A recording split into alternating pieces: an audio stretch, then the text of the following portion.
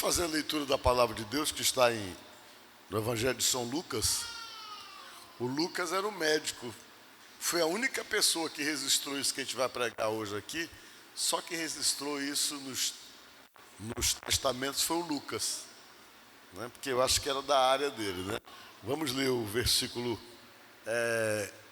13, ou seja, o versículo 16 do capítulo 13, o versículo 17. Amém? Vamos ler juntos? Vamos lá. Por que motivo não se deveria livrar deste cativeiro em dia de sábado esta filha de Abraão, a quem Satanás trazia presa há 18 anos? Tendo ele dito estas palavras, todos os seus adversários se envergonharam. Entretanto, o povo se alegrava por todos os gloriosos feitos que Jesus realizava. Amém? Graças a Deus. Podemos nos assentar, irmãos? Eu quero nesta tarde conversar um pouquinho com vocês sobre cativeiro, que foi a palavra que nós lemos ali, livrar do cativeiro. É o que nós lemos. E o que é cativeiro? Cativeiro é prisão. É uma situação em que você possa estar preso, impossibilitado, né? Alguma coisa que limita você, que amarra você ou amarra a sua vida, ou lhe gera limitações e tira a sua liberdade. E quando a gente fala sobre esse cativeiro que está comentado aí por Jesus, a gente chega à conclusão, baseado pela própria palavra de Deus, que existem inúmeras situações que podem estabelecer um cativeiro na nossa vida. Você pode se prender ou estar preso por um cativeiro espiritual, aquele cativeiro ou aquela prisão que não deixa você se desenvolver diante de Deus espiritualmente, de repente gerando limitações e estabelecendo impossibilidades em você. Você pode estar preso num cativeiro emocional, uma situação emocional que te prende, que por mais que ela não seja favorável a você, que não te faça bem, mas de alguma forma você não consegue se desfazer daquilo, romper com aquilo, porque de repente aquela situação ela é mais forte do que você e do que a sua vontade de se ver livre. Você pode estar num cativeiro espiritual maligno, que era o caso dessa situação que nos fala a palavra de Deus. Situações que se estabelecem na vida de uma pessoa, que prendem a vida da pessoa e que a Bíblia costuma diagnosticar como algo maligno, algo que amarra a vida da pessoa, que não deixa a pessoa realmente muitas vezes progredir, não deixa a pessoa atingir os seus objetivos, e tudo que ele tenta de repente se limita por uma força que vai além da compreensão dele ou da vontade dele, mas que vem e que simplesmente amarra a vida da pessoa, cria uma situação em que a pessoa se sente totalmente presa a ponto de não conseguir avançar na sua própria vida por situações que muitas vezes são inexplicáveis para ela. E às vezes essa forma de amarrar a vida de alguém vem das maneiras mais diversificadas que vocês imaginam. Nesse caso aí foi através de uma doença que essa pessoa estava com a vida amarrada. E é sobre isso que nós vamos comentar sobre essa passagem da Bíblia. A Bíblia diz que Jesus Cristo, ele foi numa sinagoga. O que é sinagoga? Sinagoga é um local de culto, uma igreja. Um local onde as pessoas se reuniam para ler, para cantar, para louvar a Deus e para fazer isso que nós estamos fazendo aqui. Os judeus chamavam de sinagoga porque para eles só existia um templo. O único templo que existia na concepção do judeu era o templo que estava em Jerusalém, que eles tinham que ir nas festas judaicas, que essas festas judaicas só poderiam ser feitas no templo que estava na Judeia, em Jerusalém. Mas quando não era tempo de festa, e eles não moravam perto do templo, eles poderiam ir para a sinagoga, que era um lugar de culto que havia em todas as cidades. Toda cidade ia haver aquele lugarzinho um pouco menor do que o templo, mas que reunia as pessoas, e as pessoas chegavam ali, cantavam e louvavam a Deus, e liam a Torá, o Velho Testamento, a palavra de Deus, e ali então eles faziam um culto semelhante a esse que nós estamos fazendo. Então era muito comum as pessoas frequentarem a sinagoga em época fora de festa judaica, quando eles tinham a obrigação de todo mundo viajar para Jerusalém para poder ir para o templo participar das festas judaicas. Mas no dia a dia eles iam na sinagoga que estava próximo da sua casa. E Jesus não fazia diferente. Ele era judeu. E se ele não estava em Jerusalém, ele ia na sinagoga, no lugar onde ele estivesse. E tudo indica que ele estava na Galileia. Mas precisamente talvez lá em Cafarnaum. E ele foi para a sinagoga.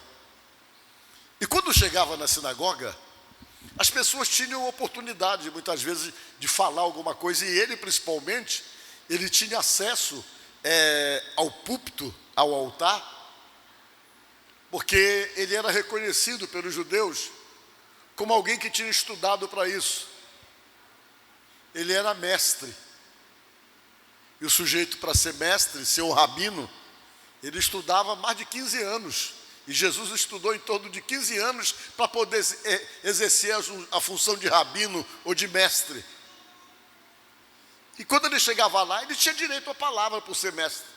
Havia um momento que ele tinha a oportunidade do chefe da sinagoga ou aquele que dirigia o culto na sinagoga, que era chamado de Shazam, a pessoa que fazia isso, dava a palavra a ele, e ele pegava a palavra e ia exatamente discorrer aquilo que ele tinha para falar para as pessoas.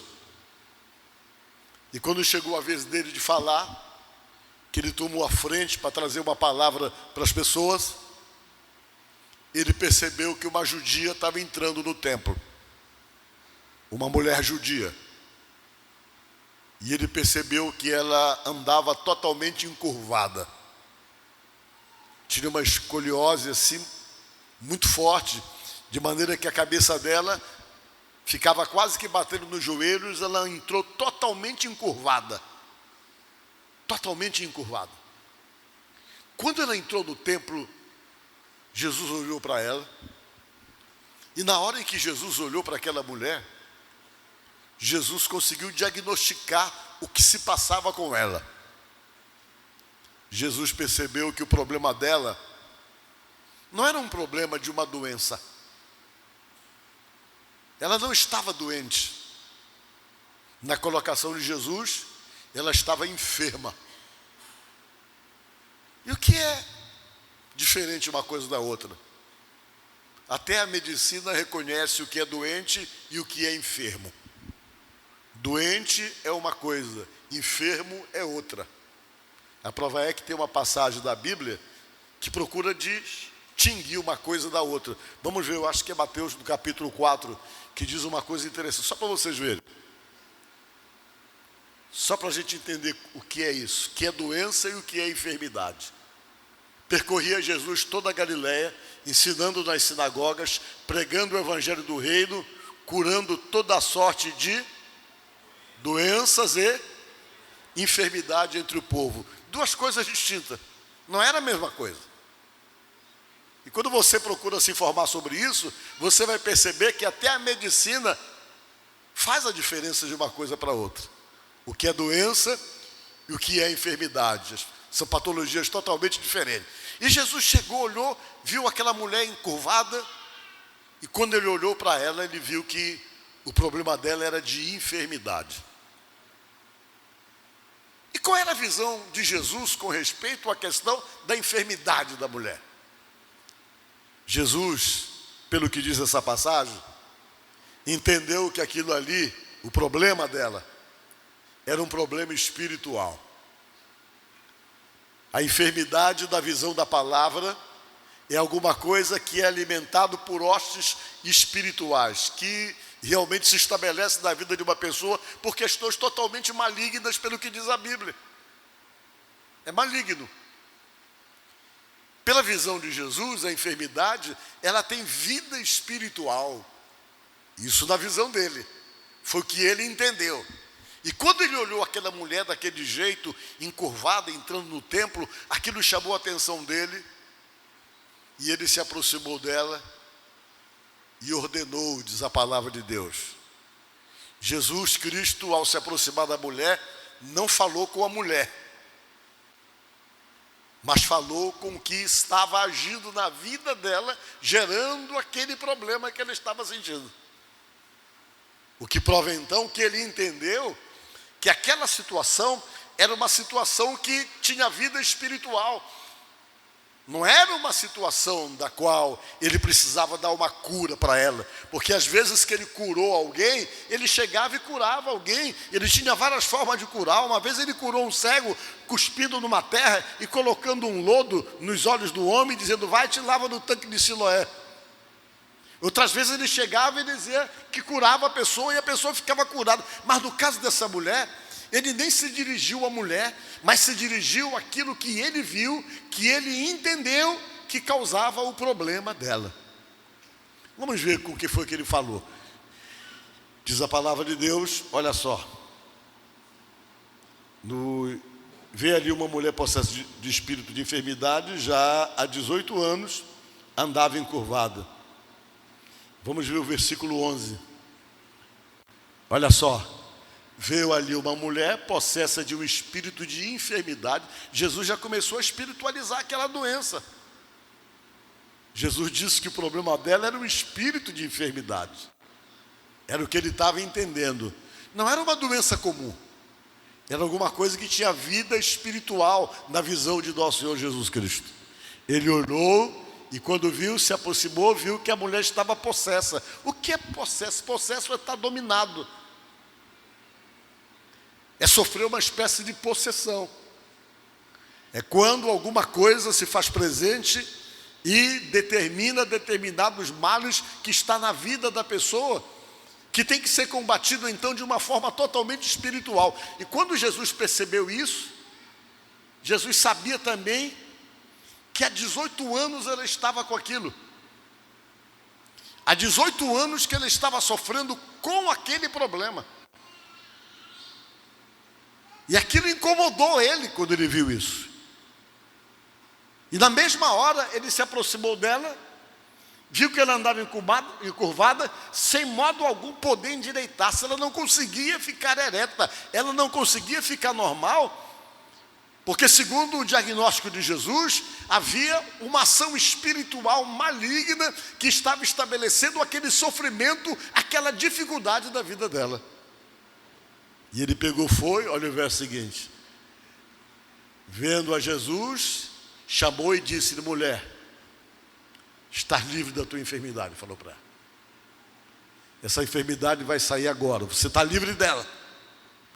Quando ele disse isso, diz a palavra que ele colocou a mão sobre ela, e quando ele colocou a mão sobre ela, imediatamente se endireitou, ela voltou ao normal, e quando ela voltou ao normal, ela começou a dar glória a Deus, porque ela se livrou de uma prisão na qual ela estava dominada há 18 anos. De repente Jesus chega, se aproxima dela, reconhece, consegue diagnosticar que o problema dela não é uma doença, mas é uma enfermidade espiritual. Ele se aproxima simplesmente, chega e coloca a mão sobre ela e diz, tu está livre. E quando ele coloca a mão sobre ela, ela vai, depois de 18 anos, vai se organizando, arrumando, ficou ereta e ficou completamente curada na frente de todo mundo. Diga glória a Deus. Só quem conta essa história é o Lucas, que era médico. Você não vê essa outra história dos outros evangelhos. Você vê o Lucas falando isso aí, porque a história chamou a atenção dele. Por ter conhecimento, por estar envolvido com a medicina, ele sabia aquilo ali, realmente, com certeza, chamou a sua atenção. Por isso que ele colocou essa diferença, mostrando exatamente essa situação. Quando isso aconteceu no meio da sinagoga, houve uma reclamação quase que generalizada, principalmente dos líderes da sinagoga. Poxa, hoje é sábado, não dava para essa mulher vir outro dia para ser curada? Começaram a questionar Jesus, porque para eles, no entendimento deles, o sábado não era dia de fazer trabalho nenhum, nem trabalho de medicina, nem trabalho de cura, que esse trabalho não podia ser feito para os judeus. E eles começaram a questionar Jesus, mas por que ela não veio outro dia? Tinha que vir logo hoje, aqui no culto, para ser curado e tal. E questionando Jesus, porque Jesus teve o trabalho de simplesmente libertar aquela mulher daquela situação. Aí Jesus parou e disse: hipócritas, vocês são muito hipócritas, Jesus. O que é que significa essa palavra hipócrita? Significa ator. Significa ator. E Jesus chegou e disse: hipócritas, vocês são um monte de atores, estão interpretando aqui. Mas não é isso que vocês fazem, Jesus falou. E diz a palavra, o verso 14, que o chefe da sinagoga, indignado de ver que Jesus curava no sábado, fazia trabalho no sábado, disse à multidão: 6 dias há em que deve trabalhar, vinde depois desses dias para seres curado, e não no sábado. O chefe da sinagoga era aquele que cuidava do templo, que ficava responsável por tudo. Quando ele viu essa cura acontecendo, ele tomou à frente a palavra e disse: poxa vida, pessoal, vocês têm 6 dias para vir aqui para ser curado, não vim no dia de sábado para ser curado, porque na concepção dele provocava alguém para trabalhar para poder dar cura para alguém. E Jesus respondeu no versículo 15: hipócritas, cada um de vocês não desprende da manjedoura no sábado o seu boi, o seu jumento, para levá-lo para beber água? Vocês não fazem isso com o jumento de vocês? Isso não é trabalho, não? Quer dizer que para vocês é trabalho cuidar dessa mulher? E me deu uma razão, disse Jesus, me deu uma razão pela qual eu não libertasse essa mulher, a quem há 18 anos Satanás trazia ela cativa. Há 18 anos ela estava presa nessa situação espiritual. Por que motivo eu não deveria libertá-la dessa situação? E o pessoal que estava lá começou a dar glória a Deus, começou a se alegrar, e o povo ficou animado quando Jesus falou essas coisas, gerou um confronto com o chefe da sinagoga. Mas o que Jesus Cristo falou realmente era o que precisava ser dito para que aquelas pessoas pudessem entrar no mundo espiritual e entendessem coisas que eles não entendiam, mas que Jesus entendia e olhava aquela situação não como uma situação normal, mas como uma situação de cativeiro estabelecido por uma ação espiritual sobre a vida daquela mulher. Aí a gente aprende o que nessa passagem? Que existem situações de prisões na vida da gente que são espirituais, que são malignas, são os cativeiros que a Bíblia diz, que amarra a vida da pessoa em determinadas áreas, que não deixa a pessoa ficar livre ou melhorar. São situações em que ela fica totalmente presa, totalmente limitada, e às vezes ela não tem uma explicação lógica para aquilo. Não tem uma explicação lógica, porque o que está se estabelecendo na vida da pessoa é um cativeiro. E para poder realmente desfazer isso, tem que ser com oração e com o nome de Jesus. Somente o poder de Deus é capaz de desamarrar a vida de qualquer pessoa que se sinta presa em uma situação de cativeiro.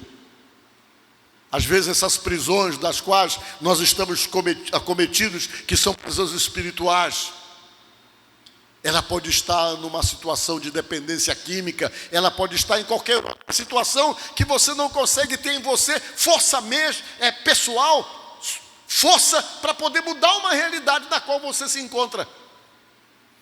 É quando você está em uma situação que você se esforça para poder sair daquilo e tem muita vontade de sair, mas alguma coisa é mais forte do que você, estabelece você no estado de prisão.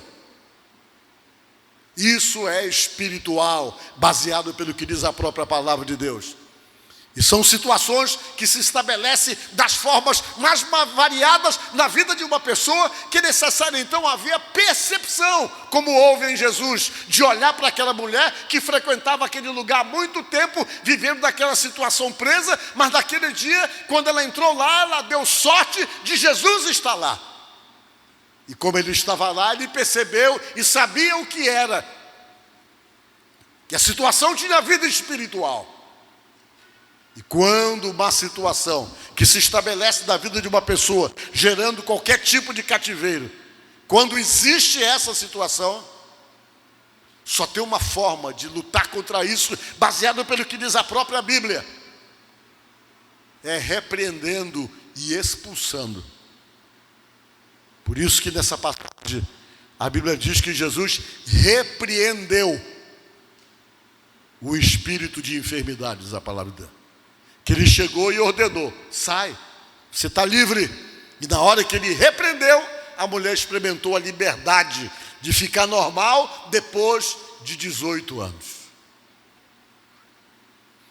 Às vezes essas situações se repetem na vida da pessoa das formas mais variadas.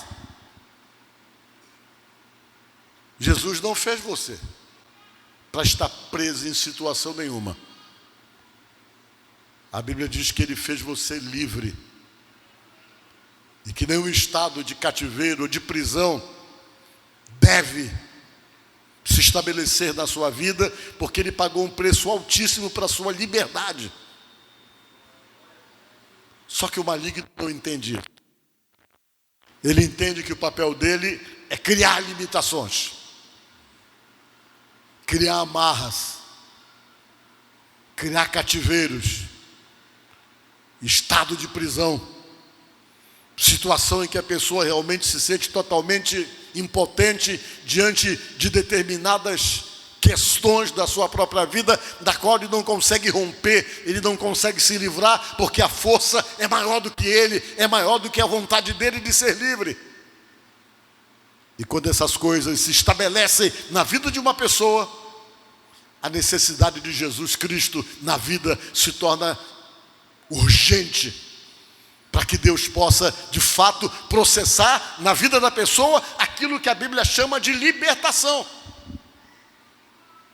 O livramento de situações que possam então serem interpretadas como prisão na vida de uma pessoa. Talvez você esteja me ouvindo agora aqui e você perceba que, de repente, algo pode não parecer normal para você.